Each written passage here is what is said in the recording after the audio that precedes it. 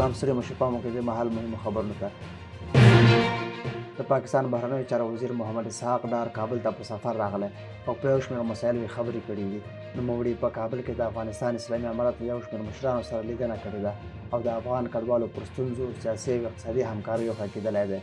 د پاکستان د لومړي وزیر مرستیال او د بهرنیو چارو وزیر محمد اسحاق ډار د شنبې په ورځ د اپریل پر 19مه د یوه پلاوي په مشرۍ کابل ته تللی چې هلته یې د افغانستان اسلامي امارت د رئیس الوزرا ملا محمد حسن اخوند، د بهرنیو چارو وزیر مولوي امیر خان متقي او د ریاست الوزرا د ادارې مرستیال عبدالسلام حنیفي سره لیده کاته کړي دي.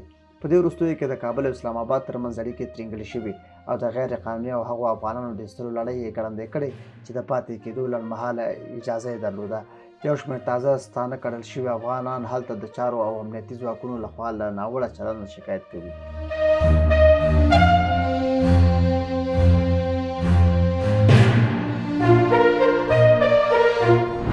د پاکستان رسنیو وایي پاکستان یوازې خوار او غریب افغان کډوال باسي. د پاکستان ایکسپریس ټریبیون ورځپاڼې راپور ورکړی چې پاکستان پولیس یوازې خوار، غریب، بېوزله او د کم عاید لرونکي افغانان په پاکستان کې نیسي او په جبري ډول یې دغه هېواد څخه باسي، او هغه افغانان چې شتمن وي او په پاکستان کې سوداګري او تجارت ولري د پاکستان حکومت پر هغوی سترګې پټوي او د پاکستان څخه یې نه باسي.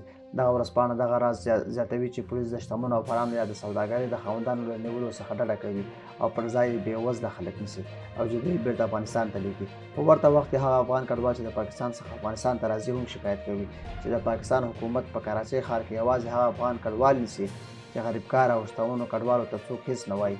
هیله دې نه وي چې د پاکستان د کورنیو چارو وزارت د معلوماتو له مخې د دغه هېواد څخه په تېرو 2 هفتو کې 80,000 افغان کډوال ایستل شوي او افغانستان ته راغلي دي.